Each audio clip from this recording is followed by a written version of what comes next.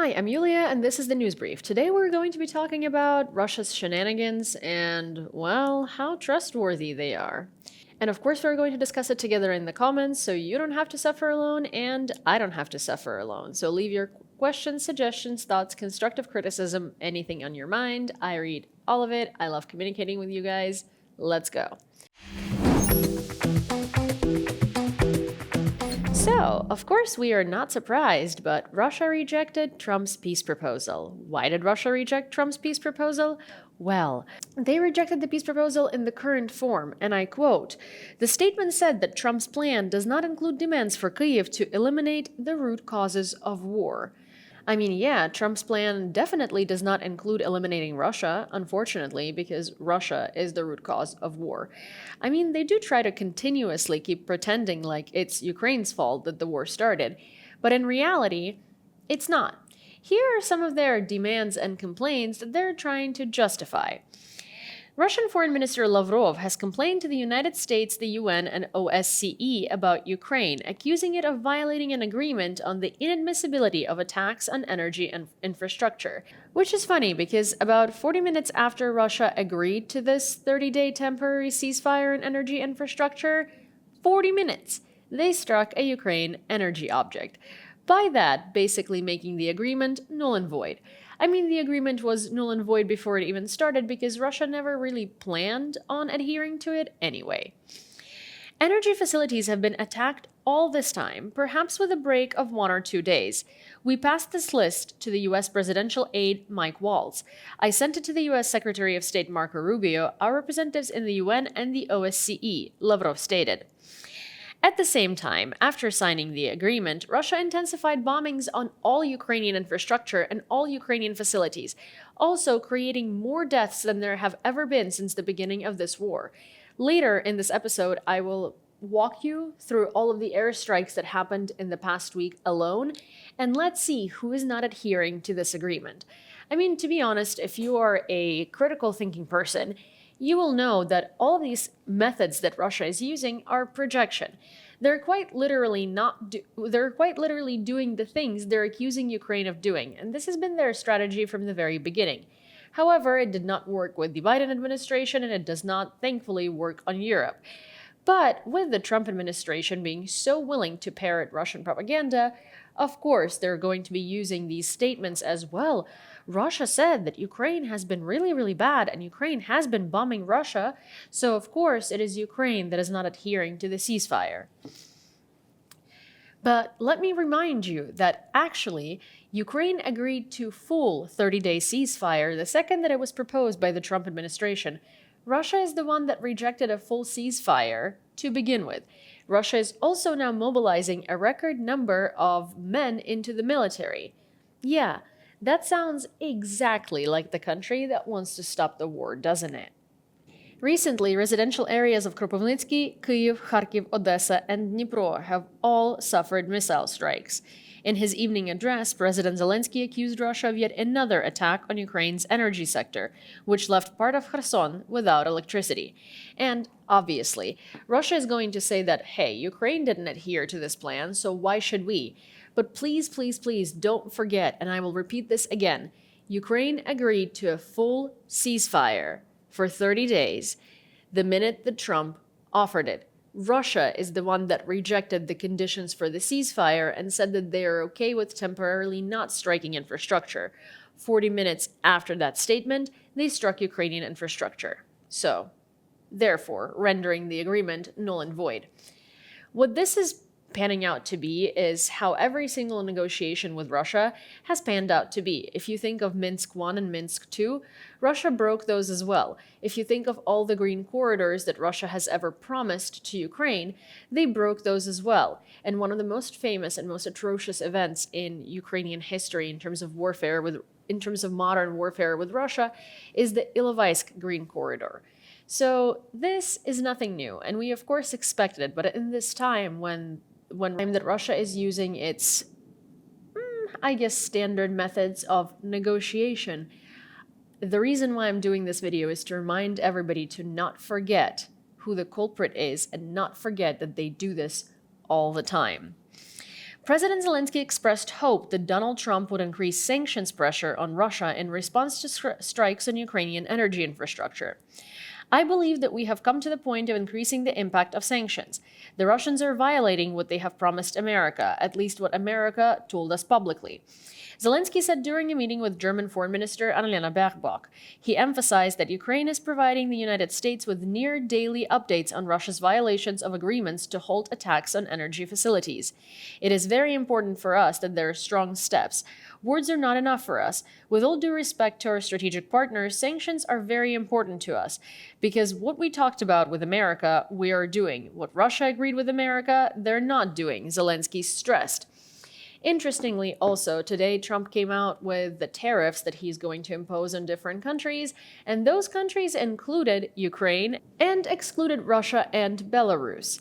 Funnily, the Trump administration says that it's because they're already under sanctions, so they don't really need tariffs. However, wartime Ukraine, that is already struggling with its economy, really does need tariffs imposed on us, right? So our goods would be harder to buy in the United States because they're going to raise in prices. And of course, what American people or some American people are going to do the second that happens is blame Ukraine for being greedy and increasing prices.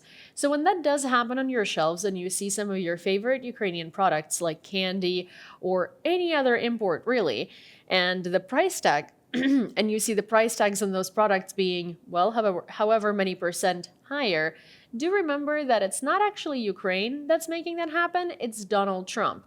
Because, well, tariffs mean that American citizens need to pay for those tariffs, contrary to popular belief. So when you see your favorite Ukrainian goodies and they cost 25 to 50% higher, that is because your local store needs to be able to make money off them. And when they're paying the tariff for you, when they're buying the goods, they're of course going to increase what it costs.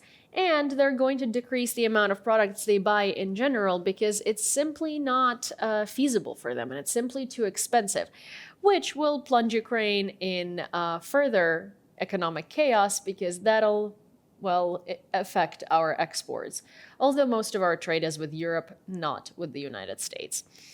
But yeah, these are all steps to a very lasting peace, especially since, you can easily import products from Russia and Belarus and have zero problems with that because, of course, the sanctions are being circumvented every day. Volodymyr Zelensky announced a meeting of military commands on April 4th to discuss the deployment of a foreign contingent in Ukraine, because he's actually willing to implement peace. The president noted that this will involve a select group of representatives from countries willing to deploy a contingent in Ukraine in one form or another, because there is a land part, an air part, and a presence at sea. This will be the first in-depth meeting, though consultations have taken place before. I think we will see some clarifications and details, Zelensky said. He added that the meeting will be based on prepared positions of the Ukrainian side. I mean, in general, Zelensky needs to strategize with our military, and that's what he's doing, because from everything I've said so far and from everything that's happened in the past couple of months with this peace negotiation, which honestly is a joke, it's very evident that Russia is showing no signs of stopping. Again, as I mentioned, they are preparing one of the largest mobilizations of their people. They're also buying a lot more arms, and they're rearming again. So that does not look like a country who's aiming for peace. Saying that root causes of war were not eliminated on Ukraine's part is not a country that is preparing for peace because, again, something that I think is a baseline of all talks is that Ukraine didn't attack Russia. Whatever Russia dreamt up and decided that Ukraine might, or there would be NATO or aliens or whatever imaginary threat which changes every month there would be, it didn't happen. It didn't happen. So this preemptive strike on Ukraine would have been enough, right? But no, Russia is conducting war for 3 years because it's not about Ukraine potentially attacking Russia. It's about Russia wanting to seize the territories of Ukraine and strip Ukrainians of the Ukrainian identity. If Russia was protecting anything in Ukraine, they would not be indoctrinating and imprisoning Ukrainian children and kidnapping them. They would not be torturing Ukrainians and non-Russians in the occupied territories, and they would certainly not be erasing all signs of Ukrainian identity because they're such protectors, right? Moscow is disregarding the diplomatic efforts of its partners. Putin does not want to ensure even a partial ceasefire, says Volodymyr Zelensky. Last night, the Russian army continued its drone strikes against Ukraine. A total of 74 drones were launched, including 54 Shaheds. Kharkiv was targeted with at least 14 drones. Unfortunately, there were hits and several people were wounded, including 3 children. All of them are receiving necessary assistance. Strikes also hit the Odessa and Sumy regions. Another targeted attack damaged energy infrastructure in the Sumy region. An FPV drone struck a substation, while in Nikopol, Dnipro region, an artillery strike damaged a power line, leaving nearly 4,000 people without electricity. Russian airstrikes continue. Only in the Sumy region between yesterday and this morning, nearly 50 guided bombs were dropped. The systematic and relentless nature of those strikes clearly shows that Moscow is ignoring diplomatic efforts. Putin refuses to consider even a partial ceasefire. More pressure on Russia is needed to steer this war towards its conclusion. We should not wait until April 11th, when it will be a month since Russia rejected the American ceasefire proposal. We must act now. Ukraine is ready to work with all of its partners in America, Europe, and the world in the most constructive way possible to achieve a necessary result, a dignified and lasting peace, the president's statement reads. Yeah, exactly. You know, it's funny that Trump is basically acting like Russia hasn't violated anything, even though Ukraine has said that every single day we're providing data on how Russia is not adhering to its promises, at least the public promises that we know about, or the promises that Trump was willing to communicate to us, which is also wild that we might not know all the details of his agreements with Russia while we are involved and we are the victim and we are the target. Think about it. It's wild that we don't know the full details of what they have talked about and what they agreed upon. Now, okay, sure, let's wait for 30 days for the Trump administration to come on air and say that, like Witkoff did, and like Waltz did, and say that, Russia actually did adhere to the ceasefire. It's just that, the 40-minute strike that happened right after the Trump-Putin phone call when they agreed to that ceasefire, that strike was ordered before they agreed to the ceasefire. That's why it happened. Let's wait for 30 more days, or however long there is left, maybe 2 weeks, to hear more excuses from the current American administration as to why Russia is never to blame, and they're actually good guys who are waiting and looking for peace, and they're so peaceful. They're so peaceful, in fact, that this is how they show their intentions for a massive peace. Odessa was under a massive UAV attack just yesterday. In Kharkiv, a Russian drone struck a 16-story building, injuring 5 people, including a 10-year-old child. There was no fire. 14 rescuers and 4 units of equipment were deployed to the scene, along with national police units, municipal services, and volunteers. The Russians also launched a ballistic missile strike on Kryvyi Rih. At this moment, 4 people were confirmed killed. Rescue operations were continuing yesterday. The number of injured in the Russian attack has risen to 12. Among them is an 8-year-old boy who's hospitalized in moderate condition. Serhiy Lysak reported 10 wounded are in the hospital, while 2 others received assistance at the site.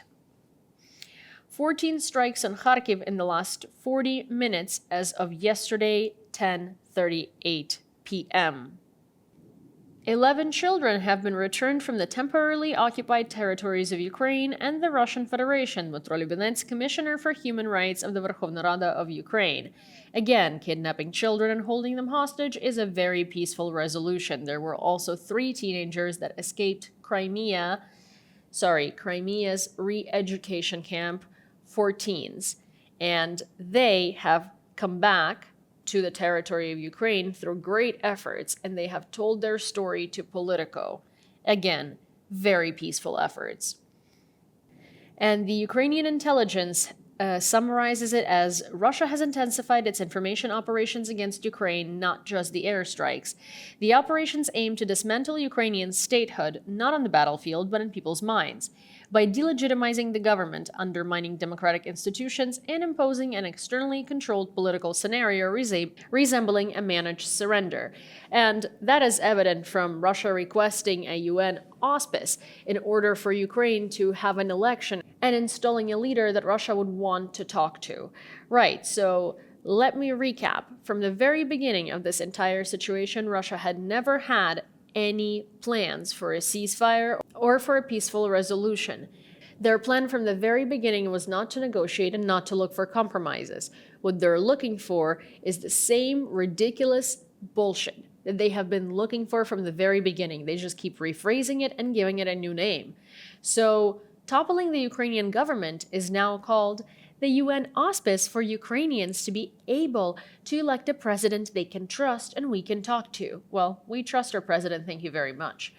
The Ukrainian Nazis are now, let's address the Azov problem that is steadily getting into the government.